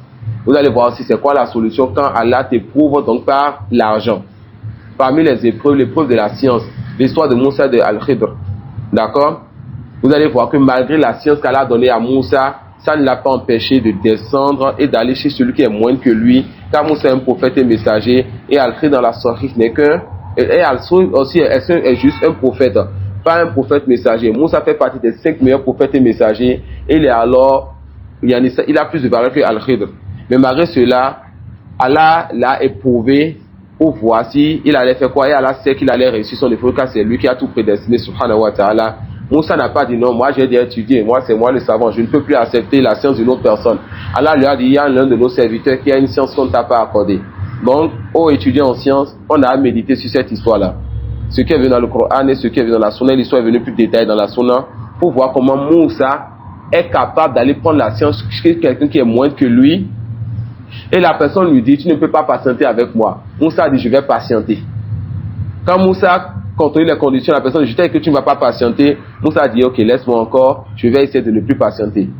Je vais essayer de patienter plutôt. Et ça fait 4, n'est-ce pas? Là, c'est quoi? 4. L'épreuve de la religion, l'épreuve de Iblis, l'épreuve de l'argent, l'épreuve de la science et enfin la dernière épreuve, l'épreuve de la royauté. Lorsqu'Allah subhanahu wa ta'ala, il a donné la royauté à Zulkarnain, n'est-ce pas? Lorsqu'il a donné la royauté, qu'est-ce qu'il a fait sa royauté? Est-ce qu'il a pris cette place-là qu'Allah lui a donnée pour faire de l'injustice ou autre? Il est descendu vers les gens et il a été utile à son peuple. D'accord? Donc, essayez de méditer sur ces 5 épreuves et sur la solution à chaque épreuve. Et à la fin de la sourate, Allah donne la solution ultime à toutes les épreuves. Vous avez retenu la solution ultime? Non. فمن كان يرجو لقاء ربه الإخلاص والمتابعة. Le fait de chercher à se rapprocher d'Allah sincèrement en suivant la sunna de Mohammed sallallahu alayhi wa sallam, la salafia tout simplement. Cela te permet d'être préservé de toutes les épreuves de ce bas monde, de toutes les épreuves religieuses. Voilà la solution ultime pour être préservé de toute épreuve. On a déjà vu dans le Salasa que tout le monde en perdition sauf ceux-là qui sont les salafis. Ceux-là qui apprennent la religion authentique, Allah, le prophète, les compagnons compris, mettent en pratique, appellent à ceux-là qui patientent. C'est ça donc la solution ultime à l'ikhlas ou al-mutab, à la sincérité et le suivi du prophète sallallahu alayhi wa sallam. C'est ça donc l'épreuve et la solution ultime à toutes les épreuves, les 5 qui sont venus dans la sourate et autres que ces choses-là, que ce soit des épreuves de ce bas monde ou de la vie dernière. Ça peut aller sans répondre à ta question. Donc l'épreuve peut être dans le bien comme celui qui a reçu de l'argent. L'épreuve peut être dans le mal, comme quoi? Ça peut être une épreuve qui nous touche comme un malheur. D'accord? Comme quelqu'un qui est touché d'une maladie, qui est touché de la perte d'un bien ou de quelqu'un. Cette personne, al-fardu alayhi as-sabr. Ce que cette personne doit faire, c'est patienter. Et on a vu ça dans les 4 règles. Les 3 choses que l'auteur a citées au début pour pouvoir avoir le bonheur. Il a dit quoi? Sache qu'Allah te fasse miséricorde, qu'Allah te compte parmi ceux-là, lorsqu'ils sont éprouvés, ils patientent. Lorsqu'Allah leur accorde un bienfait, ils sont reconnaissants. Et lorsqu'il fait un péché, ils demandent pardon. Et que c'est dans ces 3 choses-là qu'on obtient le bonheur. Ça peut aller là. Ça fait de là. Rahimahullah. Et ça, il a pour ça de Ibn al-Qayyim, rahmatullahi alayhi. Et les savants le disent, celui qui veut avoir une fermeté dans le tawhid, cette personne doit donner l'importance au livre de Ibn al-Qayyim de Ibn Taymiyyah. Bien sûr, après avoir étudié les 5 livres qu'on est en train de faire dans le tawhid, quand on peut de finir ceci, de faire aussi Kashf al-Shubuhat. Et on va le faire, Inch'Allah. Il y a une autre question? في صحيح مسلم عن أبي هريرة رضي الله عنه قال 2 من الناس ولهما عن ابن مسعود مرفوعا ليس منا من ضرب الخدود وشق الجيوب ودعا بدعوى الجاهلية. وعن أنس رضي الله عنه أن رسول الله صلى الله عليه وسلم قال إذا أراد الله بعبده الخير عجل له العقوبة في الدنيا وإذا أراد بعبده الشر أمسك عنه بذنبه حتى يوافي به يوم القيامة. وقال النبي صلى الله عليه وسلم إن عظم الجزاء مع عظم البلاء وإن الله إذا أحب قوما ابتلاهم فمن رضي فله الرضا ومن سخط فله السخط. Le prophète sallallahu alayhi wa sallam a dit Inna izam al-jaza'i ma izam al-bala, que la grandeur de la récompense est en fonction de la grandeur de l'épreuve, en fonction de la taille de l'épreuve. Donc plus la personne elle est éprouvée, plus sa récompense elle est grande. Et il dit wa inna Allah ta'ala idha ahabba qawman ibtalahum. Lorsque Allah il aime un peuple, lorsque Allah il aime des gens, il les éprouve. Lorsque Allah il aime des gens, il les éprouve. Il les éprouve, n'est-ce pas, en leur donnant de ses biens, et ces gens-là sont reconnaissants et sont utiles donc aux musulmans. Il les éprouve en faisant tomber sur eux tel malheur et tel malheur, et ils guident leur cœur, c'est-à-dire ils patientent, et ces gens-là ont la récompense auprès de lui subhanahu wa ta'ala. Faman radiya, celui qui est donc satisfait et celui qui accepte donc cette épreuve, dans cette personne aura aussi la satisfaction d'Allah subhanahu wa ta'ala. Wa man sakhita falahu sakhab, et celui qui donc se met en colère, se plaint, cette personne aura aussi encouru la colère d'Allah.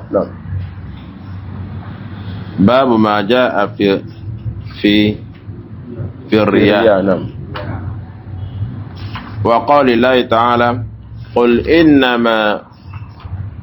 قل إنما أنا بشر مثلكم يوحى إلي أنما إلهكم إله واحد. Et du chapitre ce qui est venu sur l'ostentation. Et l'ostentation, c'est le fait de faire une adoration afin que les gens puissent te voir et te louer sur cela. L'ostentation, c'est faire une adoration pour se rapprocher d'autre qu'Allah. Et l'ostentation, la base dans cela, c'est que ça fait partie du shirkul asghar, c'est partie du petit polythéisme. Donc on a l'ostentation qui fait partie du petit polythéisme, et c'est le fait de faire l'adoration pour plaire à quelqu'un, de faire l'adoration pour l'éloge des gens. Et il y a l'ostentation qui fait sortir de l'islam, ou l'ostentation tout simplement qui est du shirk akbar, et c'est l'ostentation de qui? Des hypocrites. L'ostentation des hypocrites. Ceux-là qui sont rentrés dans l'islam à la base, même à cause de Hajj qui va lui donner sa fille. Ceux-là qui sont rentrés dans l'islam à la base, mais tout simplement à cause de telle personne qui va lui donner un travail. Ceux-là qui sont rentrés dans l'islam pour autre que l'islam, ça c'est l'ostentation de qui? Des hypocrites. Non. Allah dit, قل إنما أنا بشر مثلكم يوحى إلي أنما إلهكم إله واحد. Ici, le prophète sallallahu alayhi wa sallam reçoit l'ordre de dire aux gens qu'il n'est qu'un homme comme nous. La seule différence entre Dieu et nous, c'est quoi? Qu'il reçoit donc la révélation venant donc de son Seigneur. Non. عن أبي هريرة رضي الله عنه مرفوعا قال الله تعالى أنا أغنى الشركاء عن الشرك فمن عمل عملا أشرك معي فيه غيري تركته وشركه. Le hadith c'est chez Muslim, le prophète sallallahu alayhi wa sallam dit, comme l'a rapporté Abu Huraira, que Allah dit Ana aghna shuraka'i an shirk. Allah subhanahu wa ta'ala se passe qu'on lui donne d'associer. Il se passe du fait qu'on lui donne d'associer, qu'on lui donne donc d'égal. Man amila amalan ashraka ma'iya fihi ghayri, celui qui fait une action dans laquelle la personne associe à Allah autre que lui, taraktuhu wa shirka. Allah délaisse cette personne et ce qu'il a associé donc à Allah. On va prendre deux hadiths alors. Le premier hadith, celui-ci. Man amila amalan ashraka ma'iya fihi ghayri taraktuhu wa shirka. Ce hadith nous montre donc la sincérité et que l'adoration doit être faite sincèrement pour Allah. Le deuxième hadith, man amila amalan laysa alayhi amruna fahuwa radd. Celui qui fait donc une action que le prophète sallallahu alayhi wa sallam et qu'Allah et son messager n'ont pas autorisé, l'action est rejetée. Et c'est pas ces deux choses-là, c'est ces deux choses qui font les conditions d'acceptation de l'œuvre. Man amila amalan ashraka ma'iya fihi ghayri taraktuhu wa shirka. Cela montre la sincérité. La première condition d'acceptation des œuvres, c'est la sincérité. La deuxième condition, man amila amalan laysa alayhi amruna fahuwa radd. La deuxième condition d'acceptation des œuvres, c'est le fait de faire l'action comme l'a fait le prophète sallallahu alayhi wa sallam. Et en arabe, on dit al-ikhlas ou al-mutaba'a. Al-ikhlas ou al-mutaba'a. Faire l'action pour le visage d'Allah, sincèrement pour lui, et faire ça selon la voie du prophète Mohammed sallallahu alayhi wa sallam. Et la sincérité, les savants disent alors, quand quelqu'un œuvre, et la personne a commencé l'œuvre avec l'ostentation, alors l'œuvre est nulle. Ce qui est basé sur le faux, c'est du faux. Mais quand la personne a commencé l'œuvre sincèrement pour Allah, et que l'ostentation est venue au cours de l'œuvre, alors les savants disent que si la personne arrive à repousser l'ostentation, l'œuvre est valide. Mais que si la personne n'arrive pas à repousser l'ostentation, alors l'œuvre est batil, l'œuvre est nulle. Non.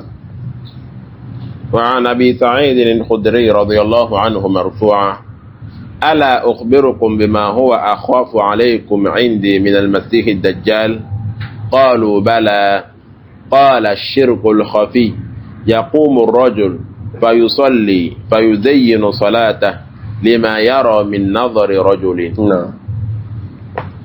Cheikh Albani, il a rendu ce hadith authentique dans Sahih al-Targhib wa al-Tarhib.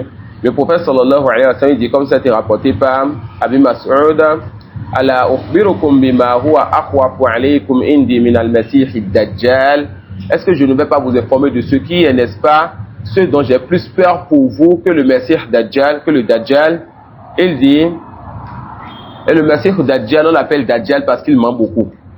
On l'appelle Messie soit parce que son œil gauche est effacé, soit parce que en peu de temps il va circuler sur toute la terre sauf Médine et Makkah.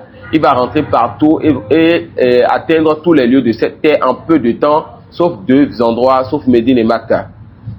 Et les compagnons disent oui, informe-nous donc. Le prophète sallallahu alayhi wa sallam dit quoi? Ce que je crains le plus pour vous, Ashirku al-Khafi. Ashirku al-Khafi. L'associationnisme qui est caché. C'est donc quoi? Il dit, Yakumu rajulu fayusalli. L'associationnisme qui est caché, Ashirku al-Khafi, c'est que quelqu'un se lève pour prier. Fayuzayyinu salata lima yara min nazari rajulin. Et cette personne va enjoliver sa prière à cause de ce qu'il voit donc du regard de celui qui l'observe. Non. Babun. On continue maintenant sans permission. Hein? Non, ça fait donc. On va essayer de s'arrêter vers le chapitre 40 environ, Inch'Allah. De sorte que dans 2 jours environ, voire 3 jours, qu'on finisse ce livre dans cette semaine, car le jeudi, il n'y a pas cours. Le vendredi aussi, le jeudi après-midi, il n'y a pas cours. À cause de la révision. Le vendredi après-midi, il n'y a pas cours. À cause de quoi? À cause de Jumu'ah. D'accord? Du coup, on va essayer de s'arrêter vers le chapitre 40. Il nous restera environ 60, 66 ou 67 chapitres. Et on pourra finir cette semaine. J'aimerais qu'on ait environ 4 ou 5 jours pour Kashubuhat, Inch'Allah. Car c'est un livre que beaucoup n'ont pas encore étudié. C'est vrai qu'il n'y a pas beaucoup de paroles à dire, mais les 4 premières ambiguïtés, j'aimerais qu'on en profite très bien, car c'est les ambiguïtés les plus importantes du livre, les 4 premières. Et le reste, ça va vite. Non? Babun. Min ash-shirk iradatul insani bi'amalihi ad-dunya. Le chapitre précédent, l'auteur nous a montré quelque chose de particulier. L'auteur nous a montré quelque chose de général plutôt. L'ostentation peut être pour obtenir beaucoup de choses. C'est peut-être pour obtenir quelque chose de ce bas monde, comme une femme, de l'argent, du travail, des biens. Et l'ostentation peut être aussi pour obtenir juste l'éloge. L'ostentation peut être juste pour que les gens parlent en bien de toi. Mais ici, dans le chapitre qui suit l'auteur, il a voulu quelque chose de particulier, celui-là qui œuvre pour une part de ce bas monde. Non.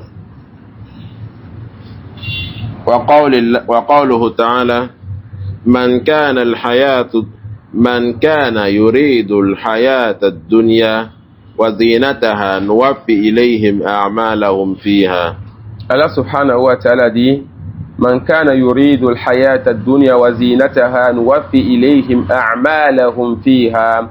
Celui qui veut ce bas monde là, Allah va lui donner, n'est-ce pas, celui qui veut ce bas monde ainsi que sa parure, Allah subhanahu wa ta'ala va lui donner donc la récompense de ses œuvres. C'est-à-dire Allah va lui donner ce qu'il mérite. Si cette personne a fait des œuvres qui étaient valides, alors Allah lui donnera de ce bas monde ce qui correspond à ce qu'elle a œuvré. Et combien d'entre nous peut alors avoir la ferme et peut confirmer que ses œuvres sont acceptées auprès d'Allah? Qui d'entre nous peut dire, moi, l'adoration que j'ai fait, oui, je sais que je suis venu avec les obligations, les conditions, et que j'étais sincère pour Allah, et j'étais humble dans mon adoration, de sorte que je suis sûr que cela est accepté. D'accord? Non. Tafadhal. في الصحيح عن أبي هريرة رضي الله عنه قال رسول الله صلى الله عليه وسلم تعس عبد الدينار تعس عبد الدرهم تعس عبد الخميصة تعس عبد الخميلة إن أعطي رضي وإن لم يعط سخط تعس وانتكس وإذا شيك فلا انتقش طوبى لعبد آخذ بعنان فرسه في سبيل الله أشعث رأسه مغبرة قدماه إن كان في الحراسة كان في الحراسة وإن كان في الساقة كان في الساقة إن استأذن لم يؤذن له وإن شفع لم يشفع له أو لم يشفع له.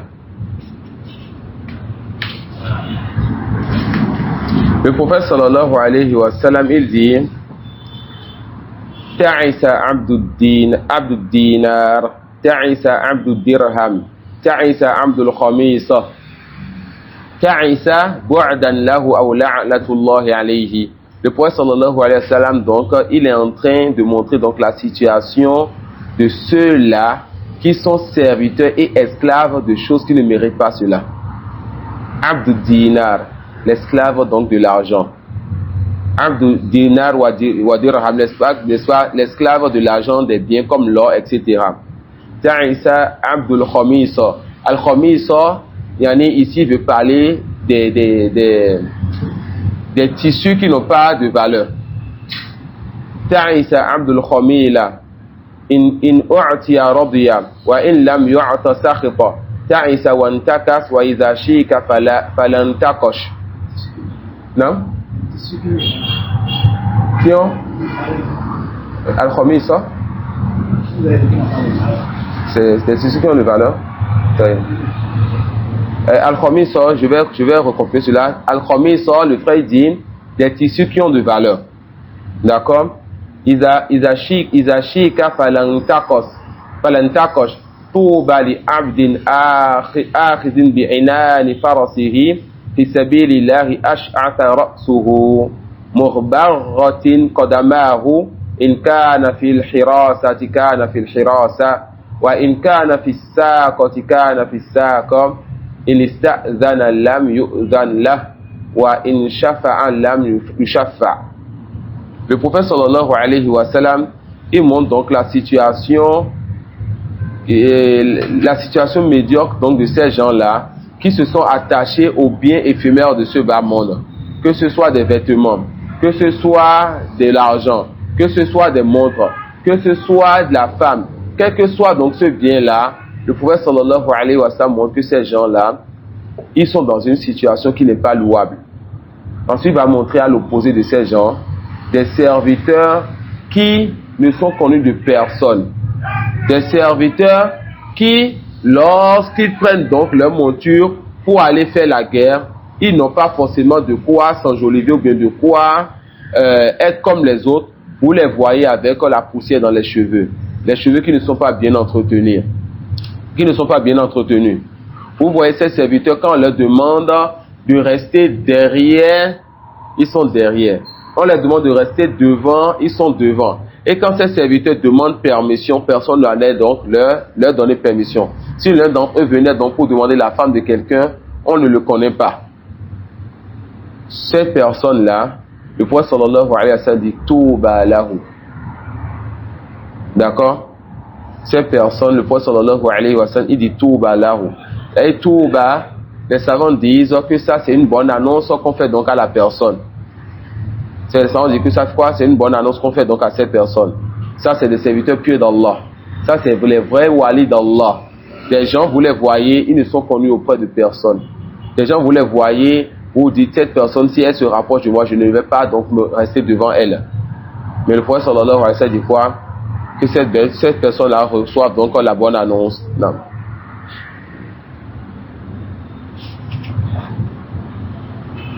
Non.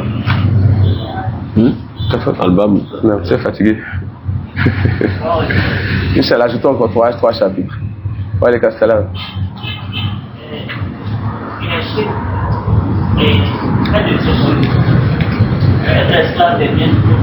Non. Le fait d'être esclave. C'est ça le titre du gars. Non. Non. من الشرك إرادة الإنسان بعمله الدنيا fait partie du shirk le fait que la personne œuvre pour ce bas monde. C'est-à-dire que la personne fasse des œuvres, des actes de la vie dernière pour ce bas monde. Non? Ça dépend. Par exemple, l'ostentation, on a dit que c'était le petit shirk. D'accord? Donc celui qui fait l'ostentation rentre encore dans ce chapitre. Celui qui œuvre afin que les gens fassent ses éloges, cette personne a fait le petit shirk. D'accord? Non. En fonction du shirk, le jugement va dépendre, Inch'Allah. Non, t'as fait de là.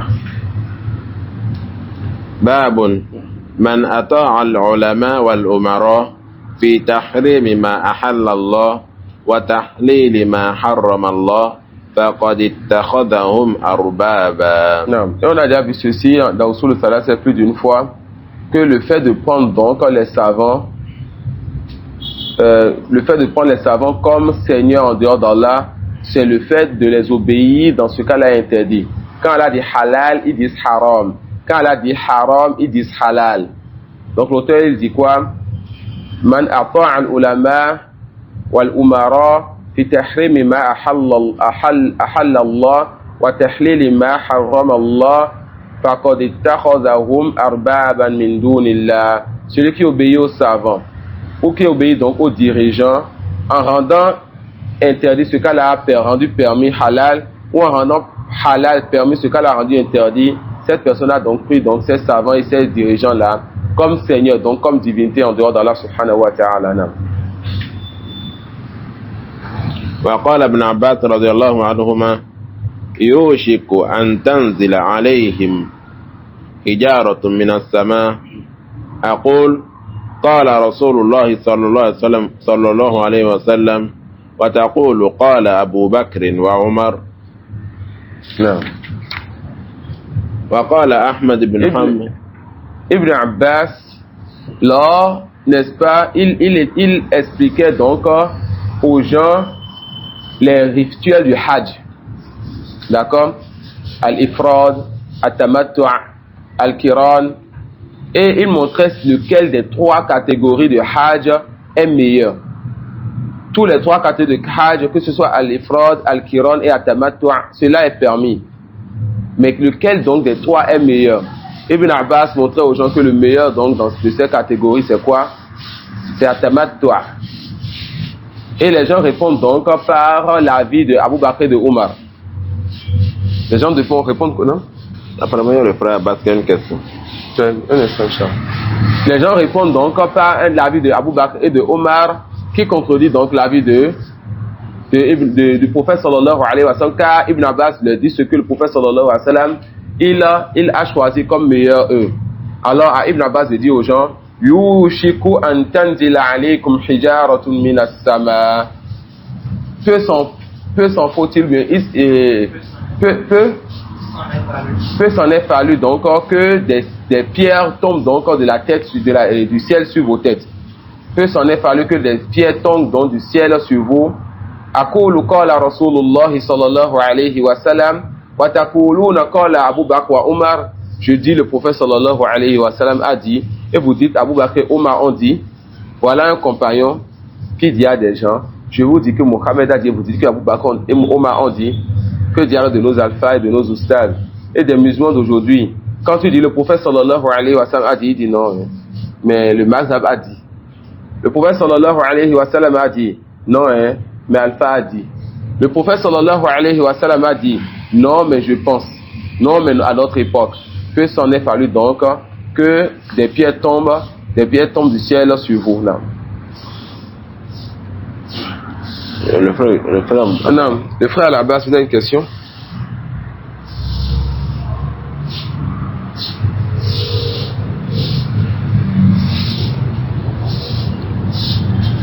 Alhamdulillah, c'est bon. Vous avez une question? Non, c'est bon, alhamdulillah. Ouais.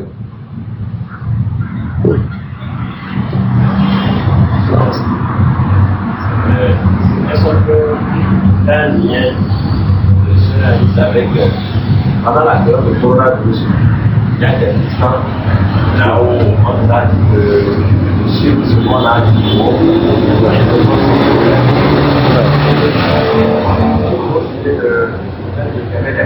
Non.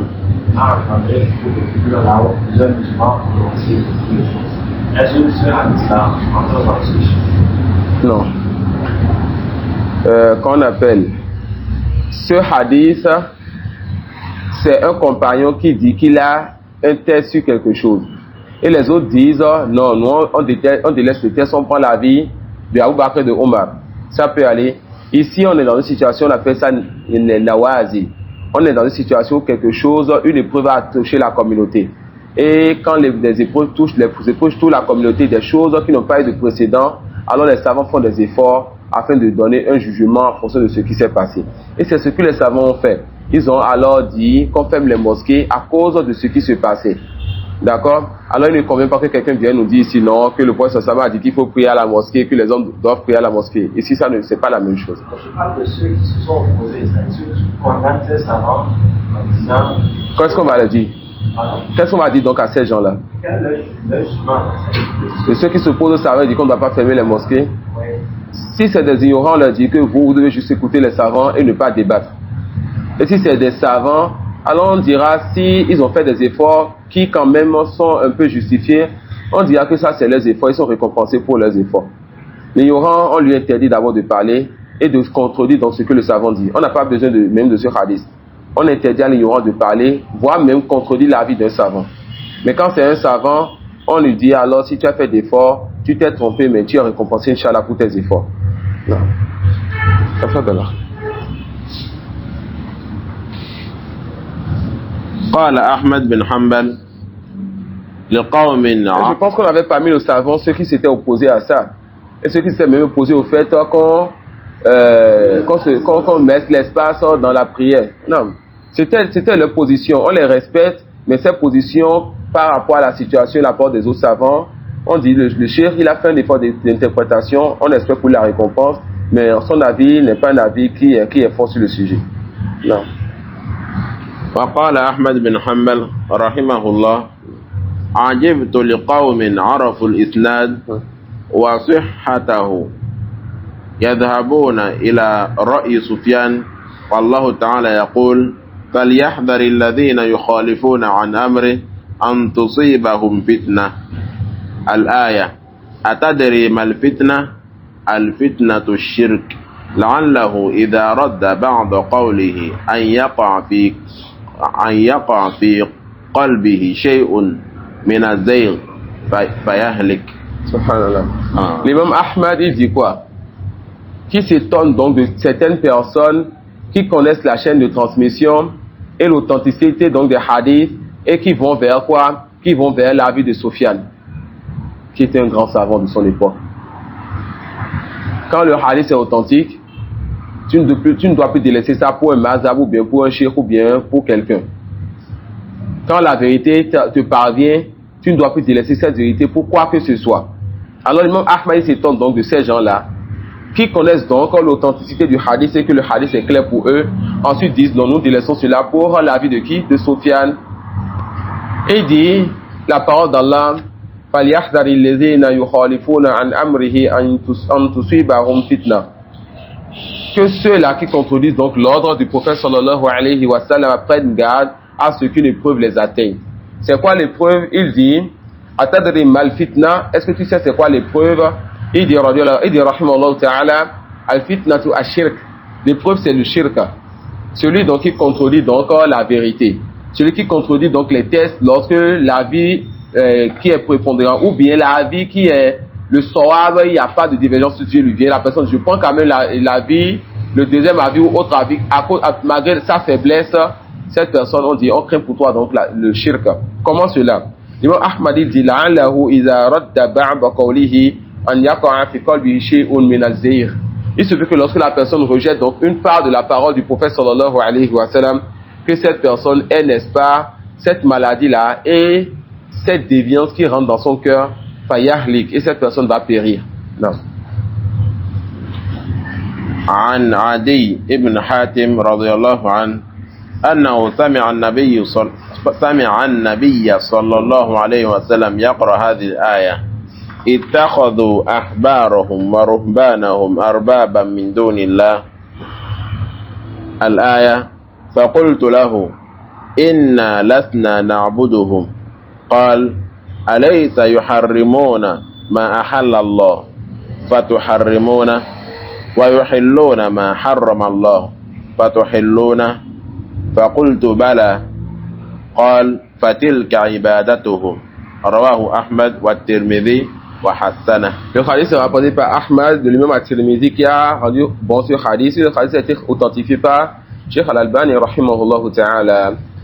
Le hadith a été rapporté donc par Adi ibn Hatim lorsque le prophète sallallahu alayhi wa sallam a lu la parole d'Allah. Ittakhadhu ahbarahum wa ruhbanahum arbaban min dunillah. Ils ont pris donc leurs devanciers, leurs savants et leurs moines comme seigneurs, donc comme divinité en dehors d'Allah. Il dit donc, le compagnon qui avant son islam faisait partie des gens du livre, dit donc à son prophète, Inna lasna na'buduhum. Nous ne les adorions pas. Le prophète sallallahu alayhi wa sallam lui dit donc, lorsqu'ils interdisaient quelque chose qu'Allah a rendu permis, est-ce que vous interdisiez cela? Et lorsqu'ils rendaient permis quelque chose qu'Allah interdit, est-ce que vous rendez cela permis? Il a dit, bah là, oui, nous les suivons dans leur jugement. Le prophète sallallahu alayhi wa sallam dit, Tilka ibadatuhum, c'est donc ça le fait de les adorer. Non.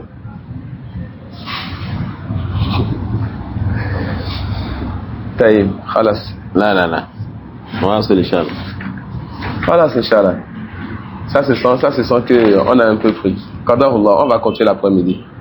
Wallahu a'lam wa subhanaka wa bihamdik ashhadu an la ilaha illa anta astaghfiruka wa atubu ilayk.